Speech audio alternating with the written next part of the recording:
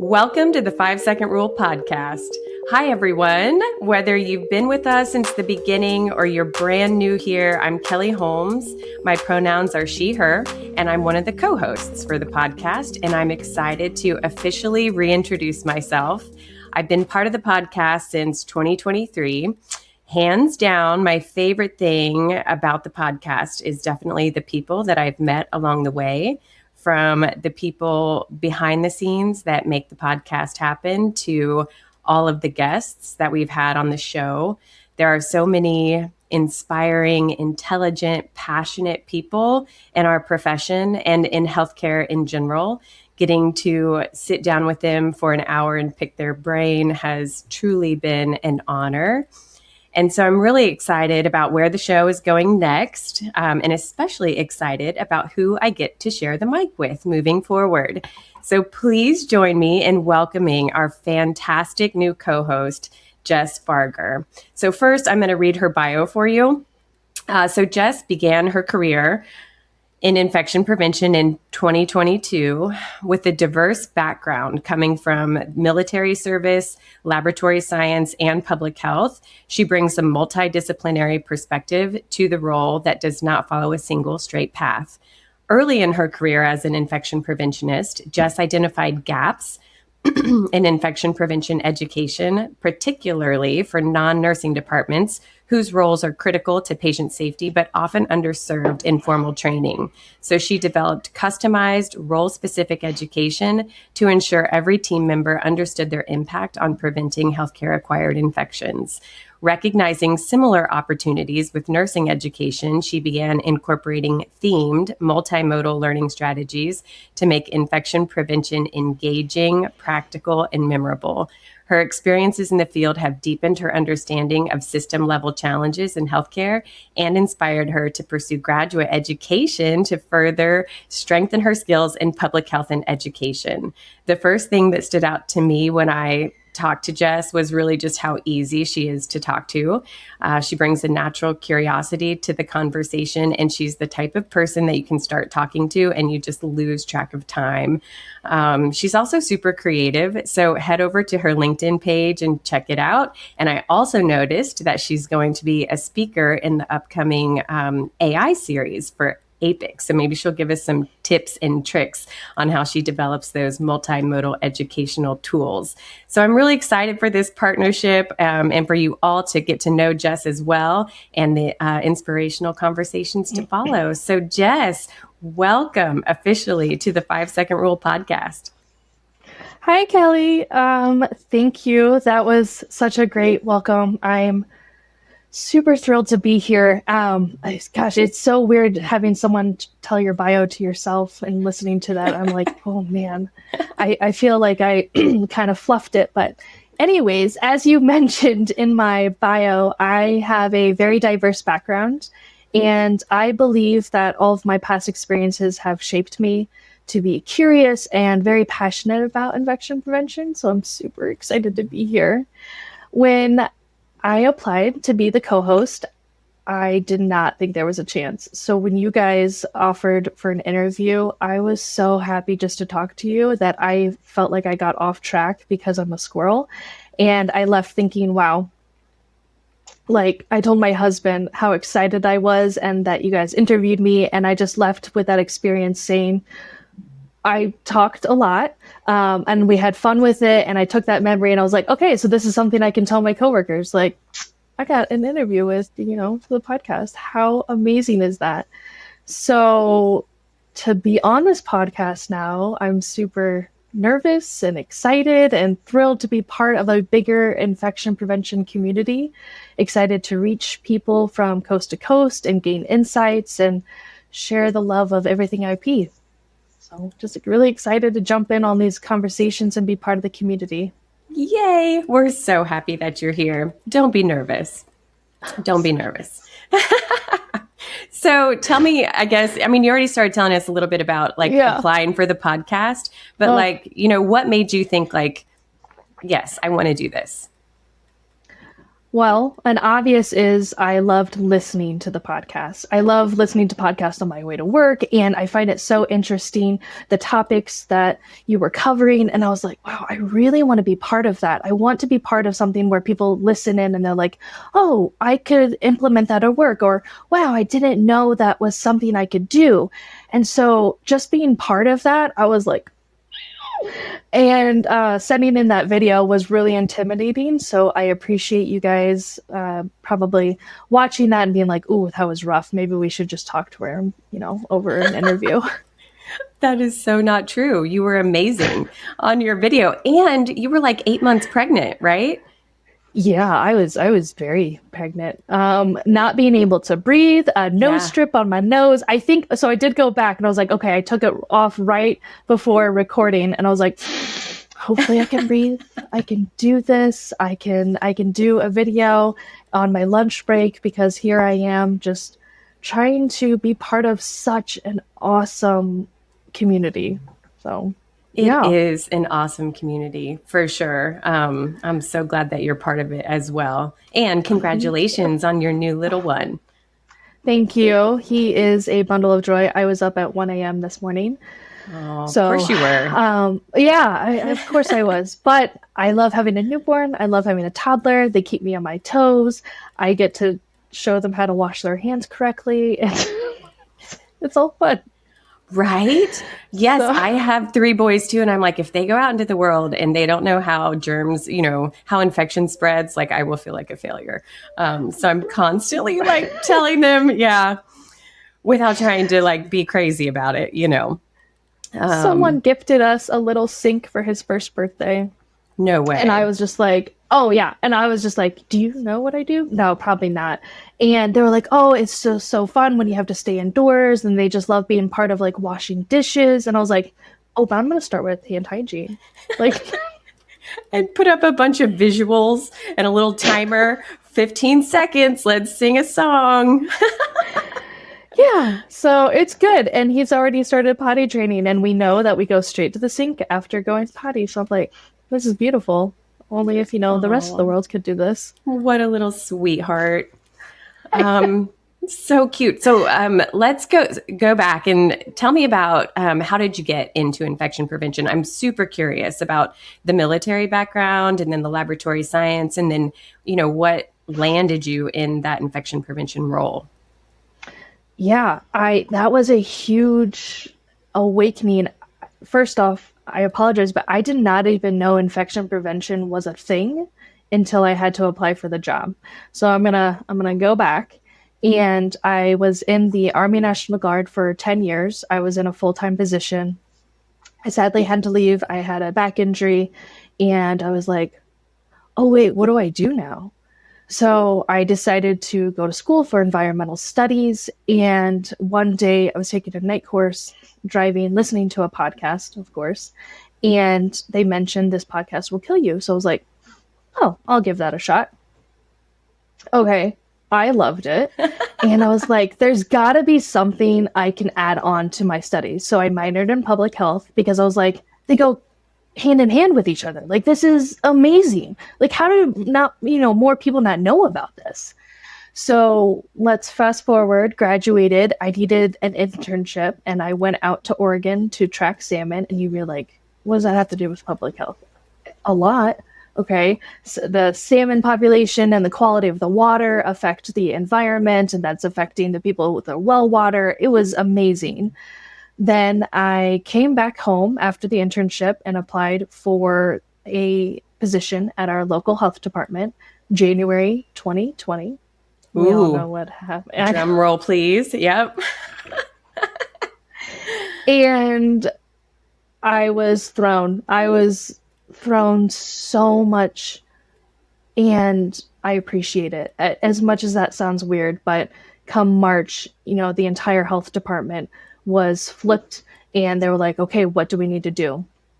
So my normal position was put on the back burner, and I was put into the communications department. I was helping with contact tracing. I was helping the disease specialist, and I gained so much in the mandatory overtime and fell in love with public health.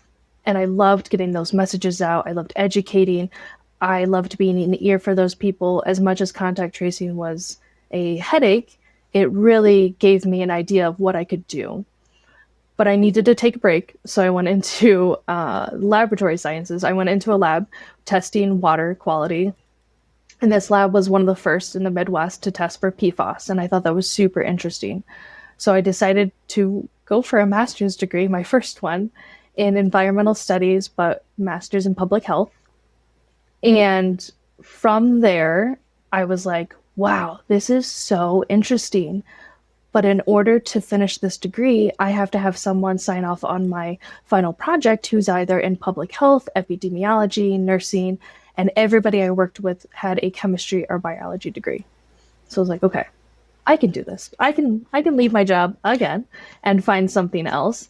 And I saw this infection prevention job, and it said preferred nursing degree, but we'll take something like public health, lab, so and so. I took a shot, and my manager at the time was amazing. Of course, I studied up before I had my interview because I'm that huge nerd who studies before. And I was like, hey, I apologize. I didn't know this was a thing, but I think I could do something good with it. So she took a chance on me, and I was the first non-nurse that they hired in the organization. And one day I did ask her, why did you hire me? And she was like, well, first, I loved that you brought like communications to this, because there's so much into this position where you have to feel comfortable talking to people. You have to be on the floor. And she's like, I don't want you to be scared of doctors. And I was just like, why would anyone be scared of doctors? Okay, I did not know how much hand hygiene needed to be done, but that's for a different story. And getting out there and getting to communicate with all these people, and long story, I'm going to shorten it right now, is that's how I got into IP, is just because I needed to finish a project, and then I fell in love with it. I was just like, holy moly, this is a career. You get to do everything from Excel spreadsheets to communication to making flyers to talking to people. This is the squirrel's best job. You get to just go everywhere. So, yeah. So true. Well, first of all, thank you for your service in the military. I think that is amazing. And then, yes, like it's something different every single day. I mean, maybe not every single day. We have kind of like our morning routine and reports that we have to check. But yeah, so many different departments, so many different, wheels in motion, so many things to learn. So yeah, I think that really does keep me engaged also. So, as far as like your passion for IP, what would you say? I mean, I hear you saying it's, communication and the people. So is that really what fuels you with infection prevention? Yes. And the education. I fell in love with educating people and showing them the why, because once they know the why, you could see it just click. And I thought that was so special. So I decided to stop that master's also because they got rid of it. And another story, right? And I really noticed that our education was death by PowerPoint. And that's no fault on anyone. It's because a lot of organizations don't have the manpower or the funding to hire a bunch of infection preventionists. And so I wanted to take that upon myself, and I was lucky enough to do so, where I would create education that was hands-on. They had QR codes for podcasts, including this one. It had QR codes for extra videos after I gave my sessions. I had candy, because who doesn't like to come to an education where there was food involved, or Starbucks gift cards, PPE races. I mean, anything to grasp the idea to where they left it, they'd remember, oh, wow, I could do this to help this. And so after seeing that, and after realizing I could really do something with this, I went deeper. And I have such an incredible team where they've allowed me to maybe set aside a little bit of the surveillance, and they took that on to where I could jump in and utilize AI and create fun videos with dinosaurs or with the wizarding world. And you're probably like, what does that have to do with IP? But if you do go to LinkedIn and check that out, you could see some nerdy stuff. But I think, I think we're on the same page. You have a passion for the education as well. Absolutely. Yes. Yes, I totally agree. And I love that you said death by PowerPoint. And I am absolutely guilty of, I am wondering how many people I've killed with all my PowerPoint presentations. But, I love the hands-on, like during orientation, like the glow germ. I think, we've sprinkled like the glow germ powder in a bowl of candy before, like around a board meeting table. And then everybody takes, some candy. And then at the end, everybody can see, just all the little glowing pieces that are on their hands. And I do think that it's very important to just build the connections with people so that they trust you. And then, they're more willing to call you if something goes wrong or they have a question, so that they're not looking at us like we're the police, walking around with our clipboard and, oh gosh, here comes infection control. But, taking the time to interact and build the relationship, I think is super important. Absolutely.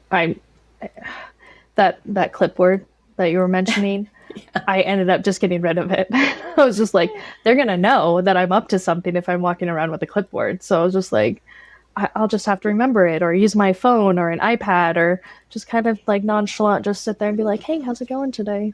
Yes. Anything I need to know about? Yes, I love that. So as far as all the education that you've created, have you found that anything is particularly resonating, or what's your favorite or best feedback, I guess? So I took the reins and I was like, let me change this.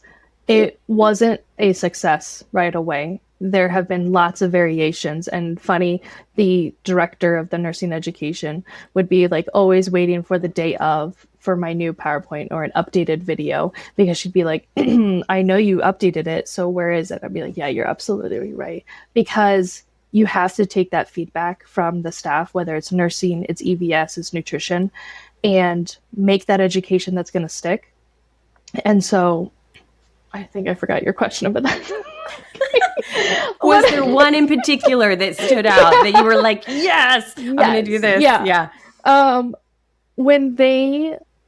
So one of my educations I give is Jurassic Park themed.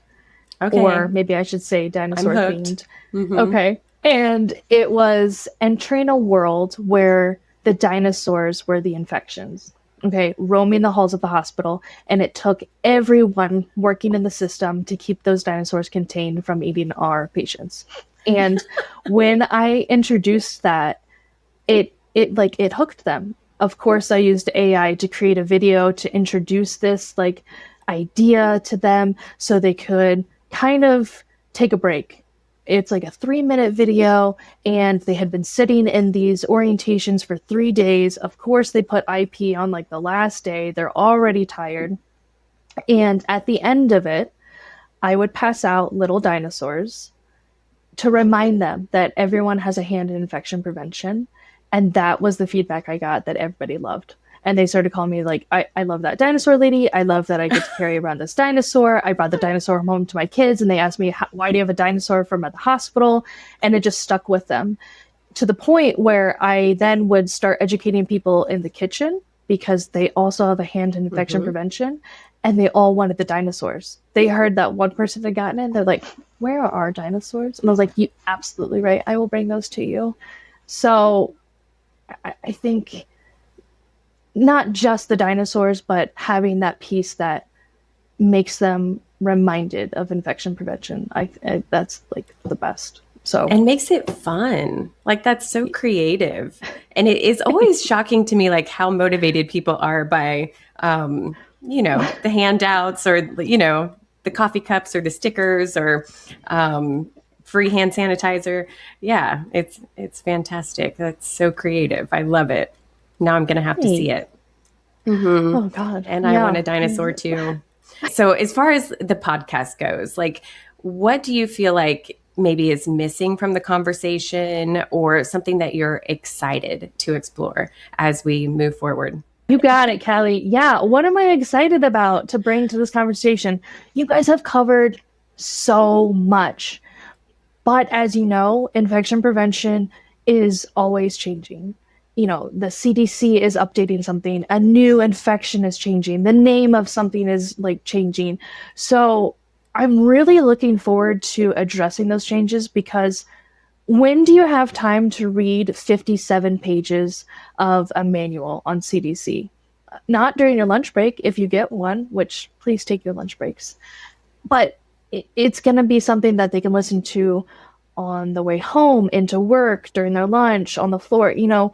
And I love that opportunity of being in someone's ear to give them that piece of information they might be missing or it's changing, like AI. I am so thrilled about AI, but also being very cautious about it because there are going to be a lot of things that come up and how we can utilize it and how it's going to be implemented in healthcare. I've already seen on like courses available. And so I'm like, oh, that's great. But then I'm like, where are those infection prevention courses in universities? So that's also another topic that I would love to discuss. And I think you had mentioned that AFIC is running that route. Yes, they are. It's called the IPAP. So there has been a committee that's been working hard to develop that curriculum for a bachelor's degree, a master's degree, a certificate in infection prevention.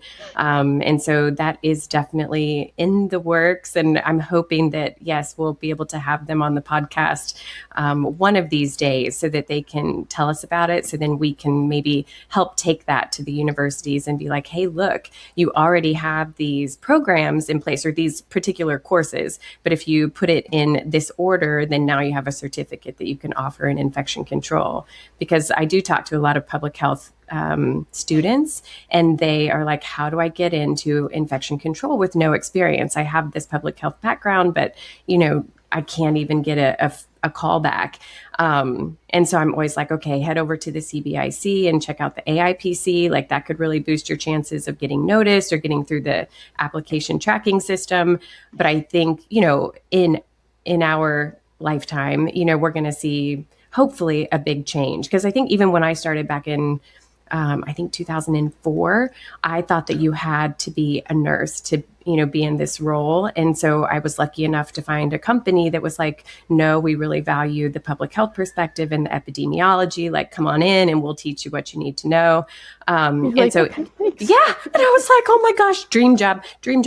And it has been a dream job really the whole way, highs and lows and tough stuff and great stuff. But I think, in the 20 years that I've been doing this, I've seen a lot of change in people being open-minded or even changing that job description. It doesn't just have to say nurse now. It can be more encompassing of backgrounds that bring a strength to the table. And so I think that hopefully in the next 20 years, now we're going to see people graduating with an infection control degree or a certificate. And, so we'll hopefully, change the field, and I think the younger you are when you get into it, the more opportunity you have to, make some significant changes, learn a lot about things and then offer more back to the profession too. See, that's so intimidating. Why? Okay. How much experience you have, and I'm over here like, I just started. I have all of these different experiences, and you've been in this like world for so long. And so you said a company hired you without being a nurse. Like how did you decide, like at that point, like I'm gonna just take the shot at this? Because you weren't coming from a nursing background, and this was a while ago where infection prevention, again, like, and still is, if you look on job sites, wants nurses. Like, how did that come about? So I was working in a lab at MD Anderson in their immunology department and getting my master's in epidemiology. And we were all out at Papacitos, which was an amazing Mexican restaurant for someone's birthday. And I was talking to a fellow student, and she had just started working for this company, and she was telling me about it. And I wanted to like jump across the table and shake her and be like, oh my gosh, this is exactly what I want to do. But I played it cool. And I was like, oh yeah, it sounds really fascinating.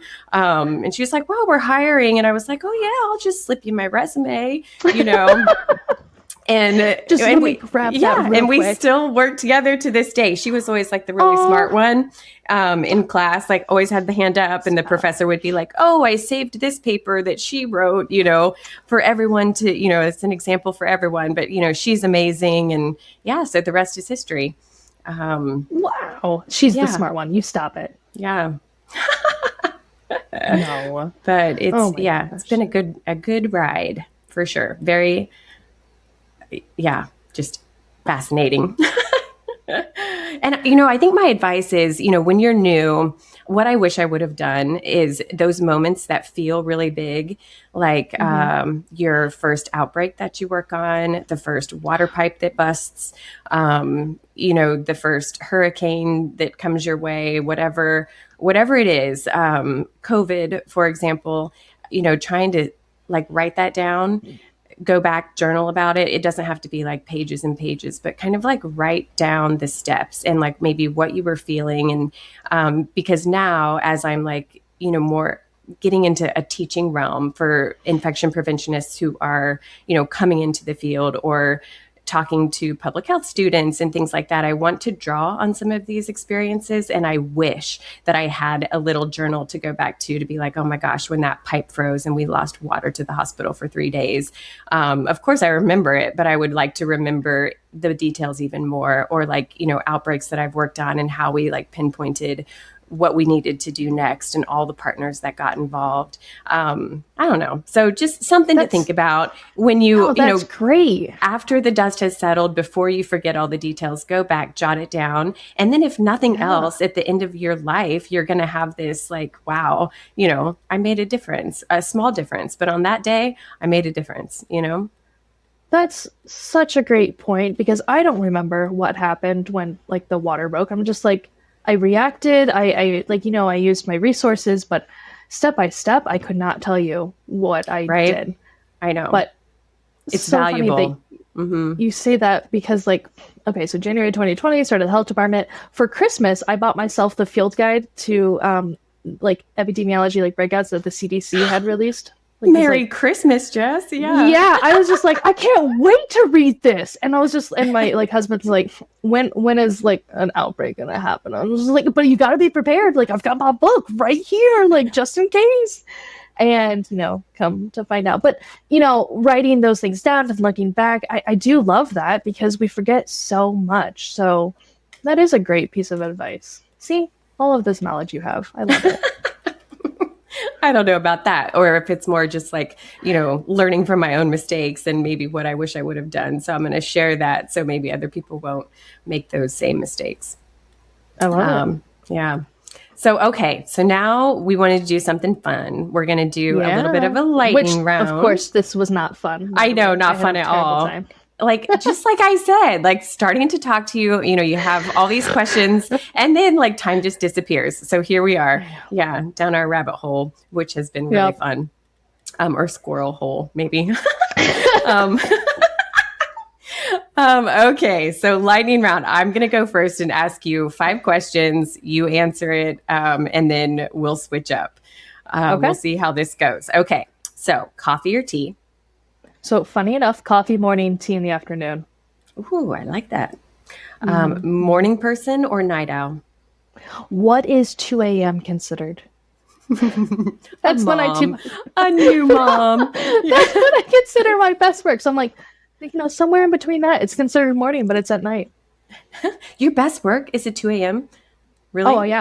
Oh, yeah. I have so much energy. Do you write it down, or you just sit there in your wheels? Voice memos. Oh, okay. Nice. I see you. Okay. Okay. Texting or calling? I call, but then I can't remember. So then I usually have to text them later and be like, hey, did I mention this? But just like with your friends, are you like a caller or a texter? I'm a caller. I'm old Nice. school. You know, like Nice. 90s. I wish I had like the twirl the phone thing. Like The I really rotary enjoy thing? that. The No, not just the rotary, but like, you know, like how you would like twirl the phone cord the while you were talking cord. to your friends. That is very I 90s. miss that. Yeah, or stretch it from the kitchen into your bedroom. Yeah. Yeah, like Yes. the trip cord. Um, okay, sweet or savory? Sweet. Definitely sweet. I have We a can sweet be tooth. friends. Me I too. know. I love an apple pie. Oh, I'm chocolate chip cookies all the way. Okay. All right. No judgment. Dark chocolate. Oh, yes. B. Dark chocolate. Yes, it's good for you too, right? Oh, yeah.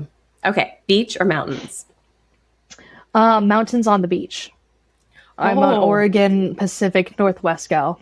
beautiful. That always makes me think of the movie Goonies. Have you ever seen it? Been there as well. Okay. So, yes. Gorgeous. And I love that movie. Oh, okay. Podcast or playlist? That's hard. I love my playlists, but I do listen to a lot of podcasts. So, a playlist of podcasts? Yes. Playlists while I'm working, podcasts in the car, and maybe when I'm like cleaning and doing laundry. Yes, because are you a person, if you were to listen to the podcast at work, start typing what you're hearing? Or is that just absolutely. me? Okay. Yeah. Great. Yeah, We're on the my same brain page. does Perfect. not function like that. Yep. Pen and paper or digital notes? Pen and paper Okay. all the way. So you don't lose them? No, I have just like binders, well, notebooks and notebooks that I never go back to. And I like the graph ruled paper. So I get the multi-grid. And yeah, it's weird, but I love it. It's my comfort zone. Cook at home or order in? Cook at home, usually. Yeah. Yeah, I prefer cooking at home, but also just because prices are so high these days. Ridiculous. Yes. Okay. A book that you're always recommending or avoid at all costs. You know what? Let's just is that a this or that? I just need to know. What is a book that you're always recommending? Have you ever read The Discovery of Witches? Yes. Really? I love that book. Yeah. The Blackbird Oracle that also came out, I have a German version because I didn't realize that I bought it in German, but it's so pretty. That was something I was reading while I was first pregnant with my firstborn. So, yeah. I love that book. My mom recommended it to me, and it was so big and thick. I was like, oh, I don't know. And it sat on my bedside table for a while. And then when I started it, it was like staying up until 3 a.m., going to work with puffy eyes. Like, yeah, couldn't put it down. And then, of course, I'm waiting on her next book to come out because did you read after the 3 books, the next book? No, I haven't read that one yet. Is it just as good? Yes, it's about market. Anyways, side conversation. We're gonna do this later. You're gonna have to text me. You can call me too if you want. I think I need your number, but yeah. A habit you're trying to build, a habit you're trying to break. A habit that I'm trying to break would probably be replacing meals with dessert. You know, so sometimes I'm like, ooh, I could have dinner or I could have chocolate. And then I'll just skip dinner altogether and eat chocolate. Yeah, it's not good. If you have some dark chocolate with blueberries, which is my favorite snack, I mean, blueberries is a meal, right? Anti-inflammatory. Yes. Okay. So that's probably the one. Okay, so let's see. Tell me something that recharges you, or on the flip side, something that instantly drains you.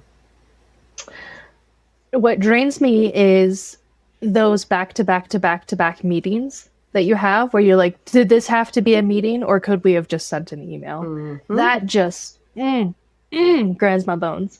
But recharges me is probably just taking that step back and reading something that is not for work, is not for education. It's just something that my brain can just take like a vacation or, you know, just sitting in a moment.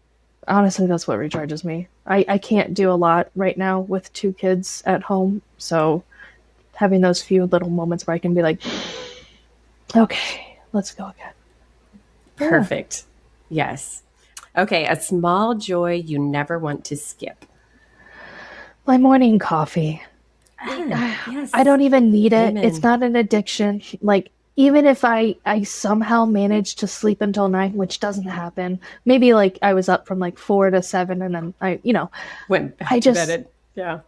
yeah, I love having that cup of coffee and smelling it and just letting it get into my blood and be like, yes, I'm here. Same.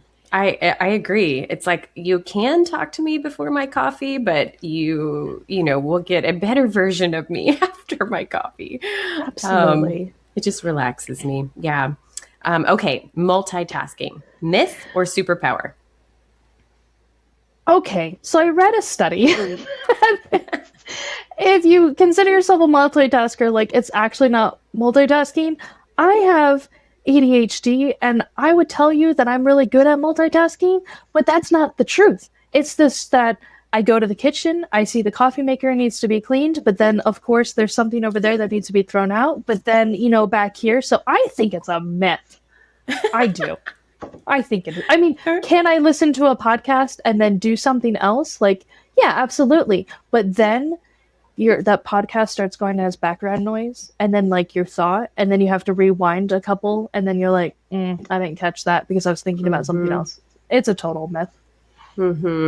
I hear you. Let's see. Okay, inbox 0 or inbox chaos? I would love to have inbox 0, but it is right now inbox chaos. I think I've worked with one individual who her inbox was completely empty. Every email that she would get, she would put it into a folder. And I was like, ooh, this is so smart. So I tried to do it too, lost literally everything. So now I just leave everything in my inbox and just search it when I need to find it again. I do have folders, but I have about 30. And then I have it to where like I will automatically like send it there, but then I forgot that I set that up and then I forget to go to the folder and then I'm like, oh no, there's 13 emails in here and it's been sitting there for a month. So no. Okay. This is a great one. Let's circle back. Love it or hate it. I did not know that this was such a pain point of a sentence for people. But and I didn't even realize I used it, but I use it. I even have used it in this podcast. So I'm going to go with love it as long as it means that we really will circle back. Okay.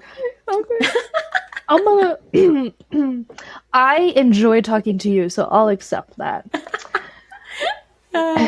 Meetings that could. Oh man, I answered this. Anyways, meetings that could have been emails. Yes or. Absolutely yes. Absolutely. No, so it's like a yes or no. Yes. And then it helps with the productivity, minimizes the multitasking. Yeah, absolute yes. Okay. Background noise. So do you prefer having some silence and then your brain is taking over or having something like music playing? Always music. Yeah. Same. I mean, I have already 17 thoughts happening, so the music just kind of like mellows it out. Yeah. There are moments where I will have silence, like in the car, like I'll just, need a moment.